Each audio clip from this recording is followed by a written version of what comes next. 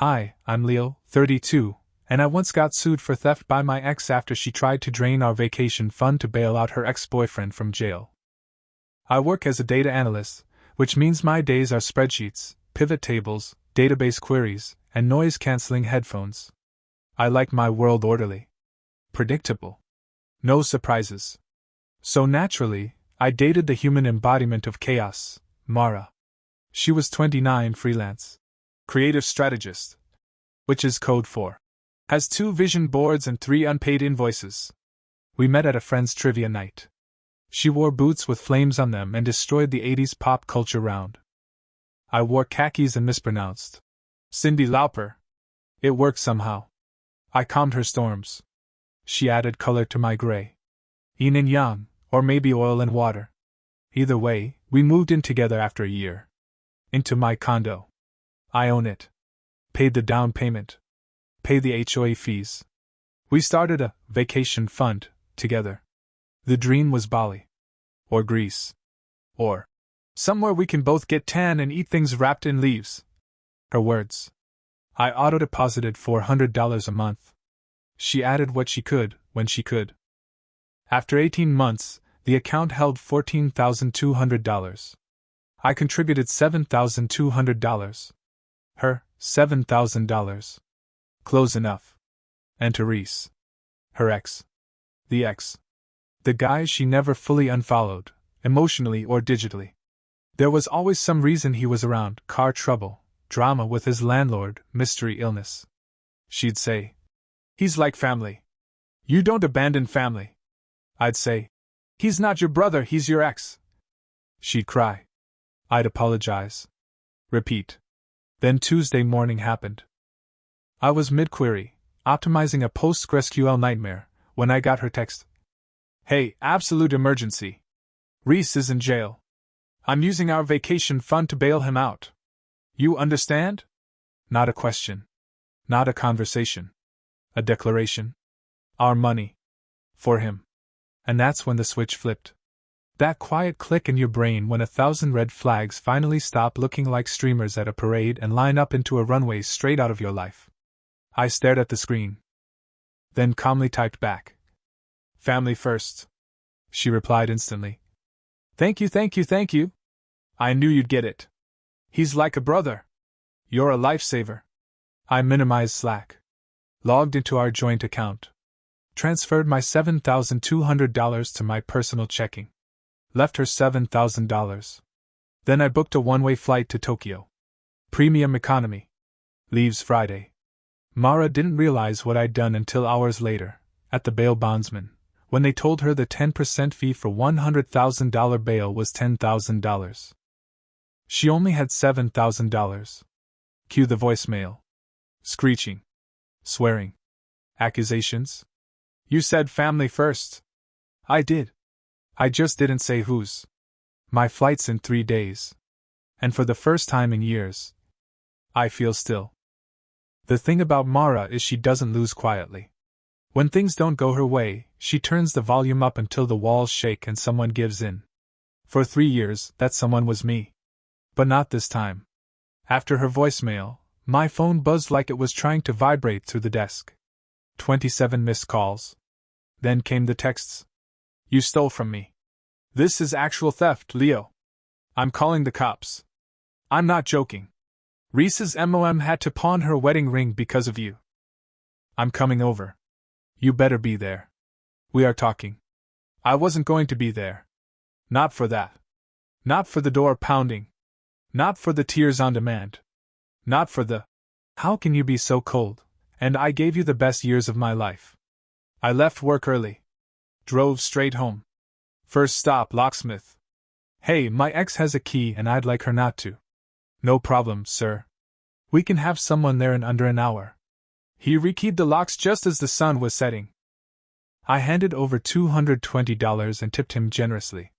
At 6:15 p.m., I was boxing up her things: makeup bag, hair tools, a collection of scarves she never actually wore, and a laptop that hadn't been charged in months. At 6:24 p.m., her key hit the lock. Click. Scrape. Click. Then fists. Boom, boom, boom. "Leo! I know you're in there. Open this damn door. You're a thief. You're a coward. I kept packing. I wasn't even mad.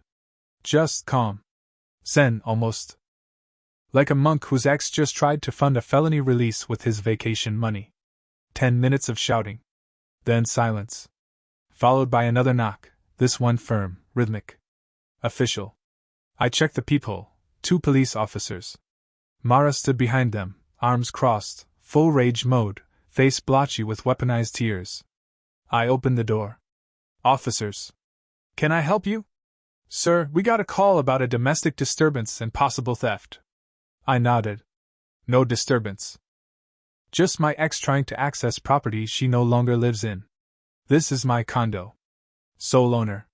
I handed over my license. He stole my money, she yelled. I calmly picked up a folder from the coffee table. My receipts. My defense. This is our joint savings account, I said, handing over the bank statement. As you'll see, the account had $14,200. I deposited $7,200 over 18 months. Mara deposited $7,000. When she informed me, without consent, that she was withdrawing the entire amount to bail out her ex, I removed my contribution. Here's the transfer record. The cop scanned the paperwork. Ma'am, this looks like a civil matter. He took his share. That's not theft. And this is his condo. But my stuff, my clothes, my things, he locked me out. I gestured at 3 boxes and 2 suitcases by the door. I packed everything that's yours. She's free to take it now, if you're willing to stay while she does. Civil standby? The officer asked. Fine. I nodded. Mara stormed inside like a Category 5 hurricane, yanking drawers open and muttering. She saw her grandmother's painting on the wall, a gorgeous mountain landscape. I'm taking this. No, you're not. That's my grandmother's. She painted it. And gave it to me. I said, pulling out my phone. Photo of me and Ma, holding the painting. Zoomed in on the birthday card. To Leo, my favorite computer whiz. I'm so glad you love the painting. Happy 30th.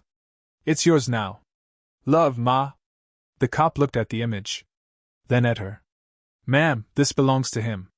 Please take only your things. I swear, Mara's face turned purple. She dragged her boxes out without a word, scraping my floor. At the door, she turned. You'll regret this. You'll be alone forever. With your stupid money. And your stupid painting. I gave her a long look. I gave you 3 years. I'm just taking back my $7,200. Have a good night. The door clicked shut. I poured myself a glass of scotch. Put on some jazz. The condo was quiet. Too quiet. Just the way I like it.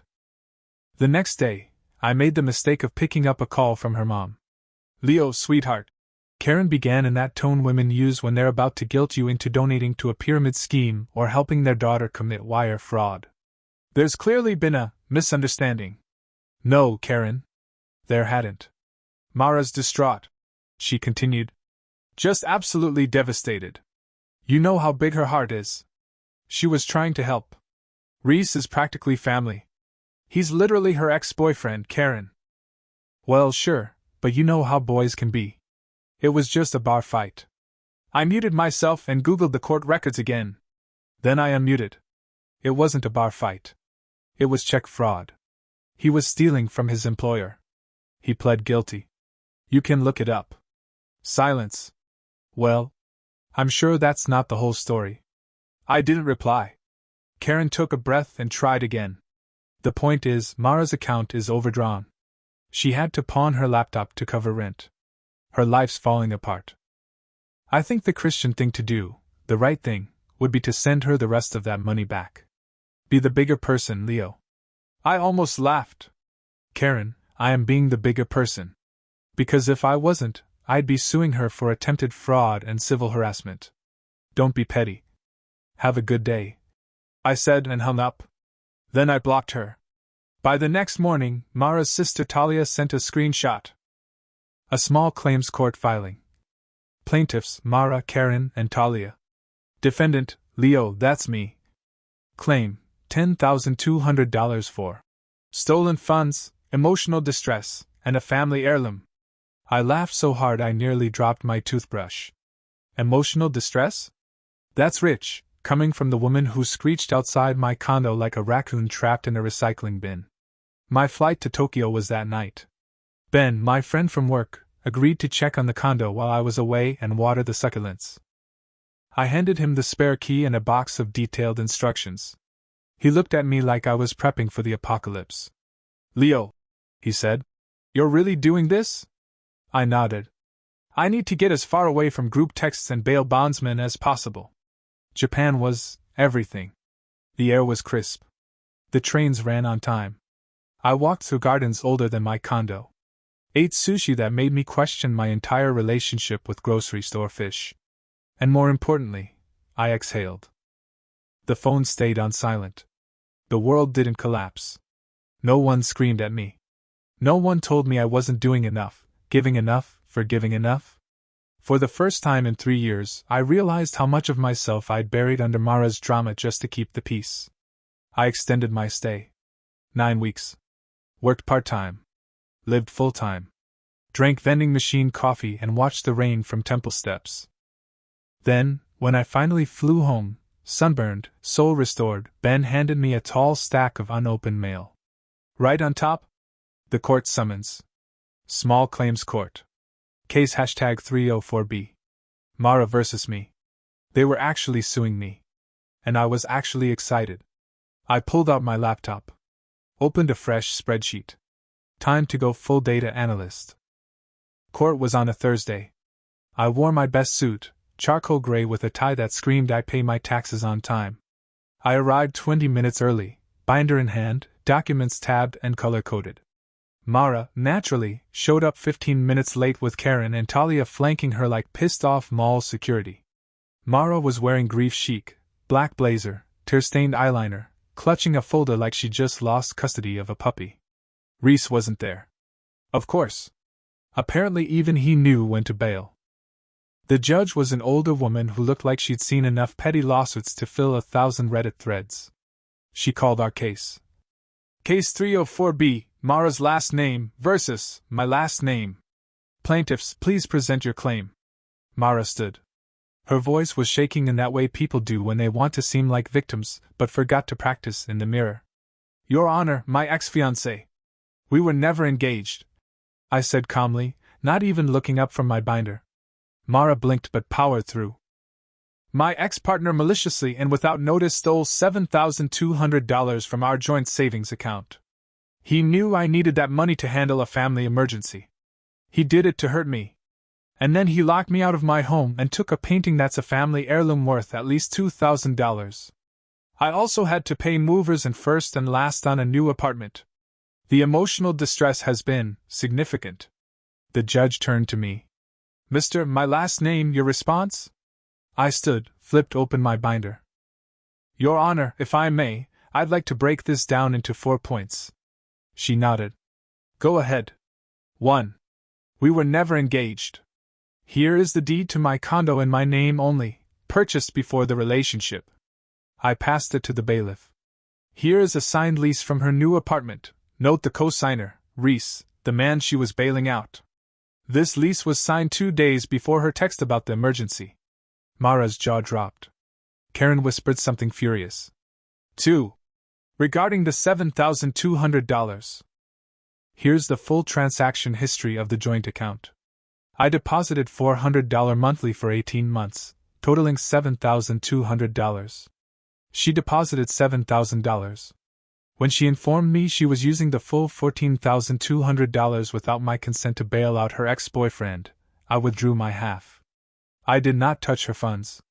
The judge scanned the records. Her eyebrows lifted. 3. The painting. I passed over another tab folder. Here's a notarized affidavit from her grandmother, confirming it was a gift to me for my 30th birthday. Also included is a photo of me with her and the painting, holding the birthday card. Talia audibly groaned. And 4. Here's a copy of the public court record for Reese's arrest. He pled guilty to check fraud, not a bar fight as originally claimed. I sat down. Silence. The judge adjusted her glasses. Ma'am, she said, turning to Mara. Let me make sure I understand. You intended to take your boyfriend's savings, without his consent, to bail out your other boyfriend, who was arrested for fraud. When he removed his own money, you sued him. And then tried to claim a gift your own grandmother gave him? Mara opened her mouth, closed it, then managed. He tricked me, he said. Family first. And it seems Mr. Reese is the family you chose, the judge said, not missing a beat. This is the most frivolous case I've seen in months. You're lucky he isn't countersuing. She banged the gavel. Case dismissed with prejudice. Don't waste this court's time again. Karen started to argue. But Your Honor. Out. I stood, collected my binder, and walked out. Talia hissed as I passed her in the hallway. You think you're so smart with your folders? You ruined her life. I paused. Looked her dead in the eye. She had a life. She had my savings. She had her grandma's painting. She traded all of it for Reese. The trade just went through. And I walked out. God, that sunlight felt good. You know how in movies there's always this big, dramatic scene where the villain melts into a puddle of goo or falls off a cliff yelling, "You haven't seen the last of me!" Yeah. Real life's Messier. After court, I thought it was over. I had my painting. My bank account. My freedom. But Mara's life? It didn't just fall apart. It detonated in slow motion. I didn't hear it from her directly. I blocked Mara, Karen, and Talia the minute the judge said, dismissed. But Ben, my house sitter, succulent waterer, reluctant gossip conduit, caught wind of the aftermath from a mutual friend. Apparently Mara lost her job. Not because of me, but because she spent the better part of a month being a human tornado at work. She missed 3 major client deadlines, showed up late or not at all, and was once overheard loudly arguing with Karen on speakerphone in the break room. Her boss tried to be understanding, big heart, lots of grace, all that jazz, but in the end, the job needed doing and Mara wasn't doing it. As for Reese? The man of the hour, the reason she set our savings on fire? Serving an 18-month sentence in a county facility that, according to Yelp reviews, yes, they exist, smells like mold and despair. Which leaves Mara living in the apartment she leased with Reese's name on it, alone. He's not paying rent. Karen's not paying rent. Talia's too busy trying to become an influencer with a purpose on TikTok. So now Mara's stuck with a lease she can't afford, a lifestyle she can't maintain, and a mom who pawned her wedding ring for a man who ghosted both of them from behind bars. The most poetic part? That family heirloom painting she tried to sue me over now hangs in my bedroom. Ma's landscape, mountains, a gentle stream, a sunrise that somehow looks hand-carved, sits right across from my bed.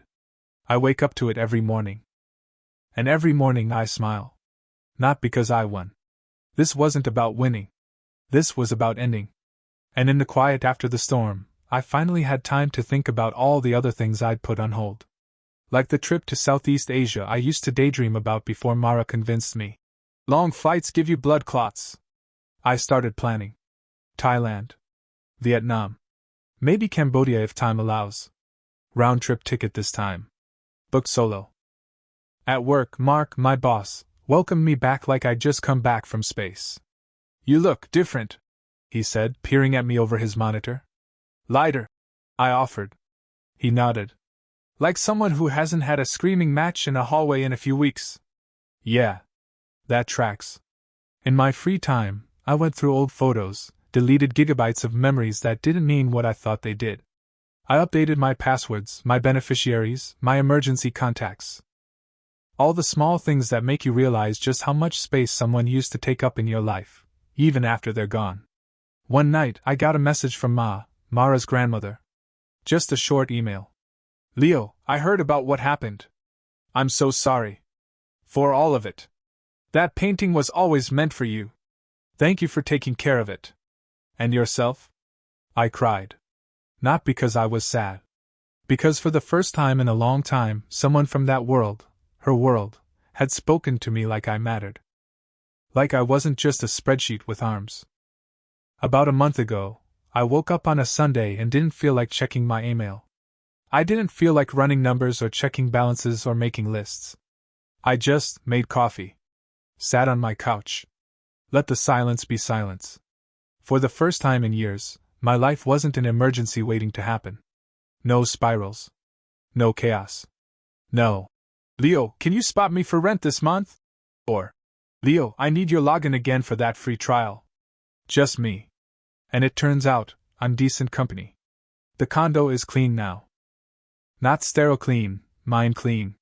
The flamingo dish towel Mara brought back from Cozumel is gone. So is the pile of unopened Amazon packages she swore she'd return. No more candles that smell like confusion and crystals. Just me, the smell of good coffee, and a painting I look at every morning like it's a reminder from the universe. You're allowed to choose peace. I'm still a planner. Always will be. But now, I build in time for joy. Ramen in Tokyo taught me that. Jazz in Kyoto confirmed it. Southeast Asia is next. I'll be gone for 6 weeks, maybe more. Round trip this time. No text from anyone trying to pawn off their consequences on me. No ex-girlfriends with jailbirds for soulmates. Just sun, street food, and the occasional temple. As for the lawsuit, it's officially in the rearview. The court dismissed it with prejudice, meaning they can't refile it. My name's clean. My money's mine. Talia tried to DM me on Instagram a week ago. The request just said, "Wow. Hope the trip was worth it. You could have had a family."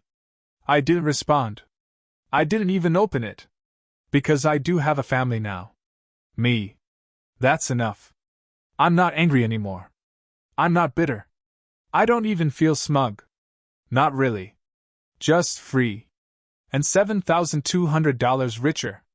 Give or take the cost of a premium economy seat to Japan and a locksmith who earned every damn cent. Thanks for listening, Reddit. If you need me, I'll be in Hanoi. Or Chiang Mai. Or on a beach somewhere eating something wrapped in leaves. And not once thinking about Reese. Or Mara. Except maybe to toast them, quietly, from very, very far away. Leo.